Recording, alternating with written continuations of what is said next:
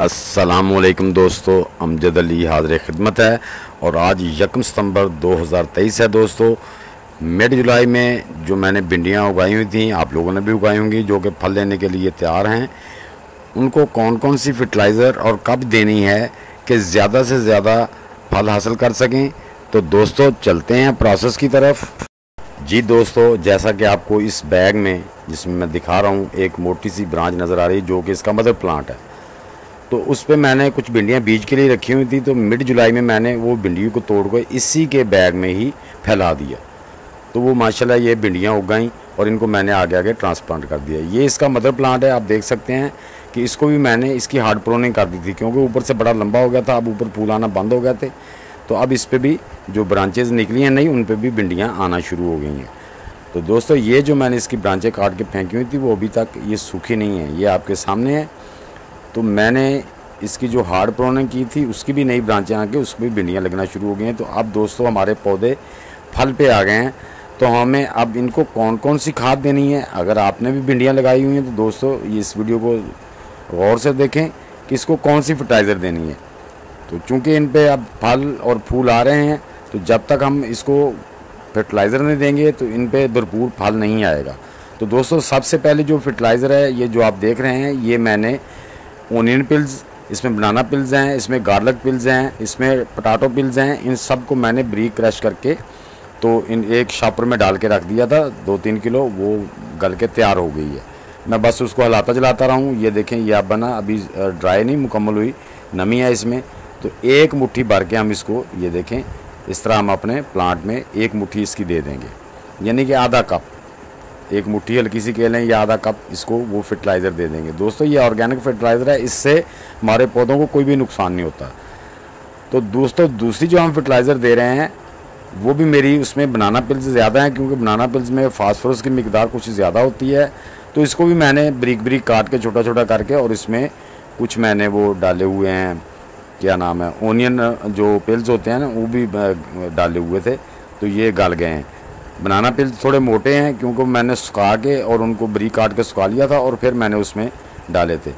तो इसमें जो है ना नाइट्रोजन की मिकदार कम होती है, फास्फोरस कैल्शियम की ज़्यादा होती है, जो कि हमारे पौधे को ज़्यादा ज़रूरत होती है। अगर हम नाइट्रोजन वाली खाद की मिकदार ज़्यादा देंगे तो हमारे पौधे जो है ना वो ग्रीनरी ज़्यादा रहेंगे, फ्रूट कम आएगा या फ्रूट छोटे साइज़ का रहेगा। इसलिए पोटाश की खाद जो है ना वो ज़्यादा होनी चाहिए। तो इसी तरह हम इस अपने प्लांट में भी, इस बाल्टी में मैंने 3 प्लांट लगाए हैं। ये दोस्तों उसी ग्रो बैग में से निकाल के मैंने यहाँ पे ट्रांसप्लांट किए थे और माशाल्लाह सारे के सारे चल पड़े हैं। मैंने ज़्यादा लगाए थे, बीच में जब देखा कि वो कुछ निकाल दिए, मैंने 3 दिन पौधे। अब इसमें भी हम पहले वो जो मिक्स बराबर फर्टिलाइज़र है, ओनियन पिल्स, गार्लिक पिल्स और बनाना पिल्स की, जो बिल्कुल माशाल्लाह गल गई है, ये डाल देंगे। ये हम 2 मुट्ठी डालेंगे, ये तकरीबन 4 से 5 टेबल स्पून ये हम डाल के इसको इसमें अच्छी तरह हाथ से मिट्टी में मिक्स कर देंगे। और दूसरी वही फर्टिलाइज़र है जो मैंने आपको बताई, बनाना पिल्स और ओनियन पिल्स की है। ये भी हम एक मुट्ठी भर के इसमें बास्केट में दे देंगे, ताकि हमारे पौधे पे जो फूल आ रहे हैं उनका सेहतमंद और बड़े साइज़ का फल बने और मज़ीद फल आए। तो ज़्यादा फल लेने के लिए दोस्तों ये खादें इस्तेमाल करनी, सिर्फ नाइट्रोजन वाली खाद नहीं देनी चाहिए। हाँ, जिन दोस्तों के पास ये चीज़ नहीं है ऑर्गेनिक, वो इसके लिए NPK 12, 24, 12 लेकर वो भी इस्तेमाल कर सकते हैं, या 8, 16, 8 भी लेके इस्तेमाल कर सकते हैं। तो ये दोस्तों इस तरह मैं अपने सब प्लांट में इसी तरीके से खाद दे दूँगा, क्योंकि मैंने पानी पहले दिया हुआ था तो उसमें गोडी किया, अभी नमी काफ़ी है तो हम इसको अभी पानी नहीं देंगे। तो पानी दोस्तों बिल्कुल मुनासिब मिकदार से देना होता है। आप देख रहे हैं कि सारी भिंडियाँ, ये देखें, ये भिंडी बनना शुरू हो गई इस प्लांट पे, बाकी पे भी माशाल्लाह फूल आए हुए हैं।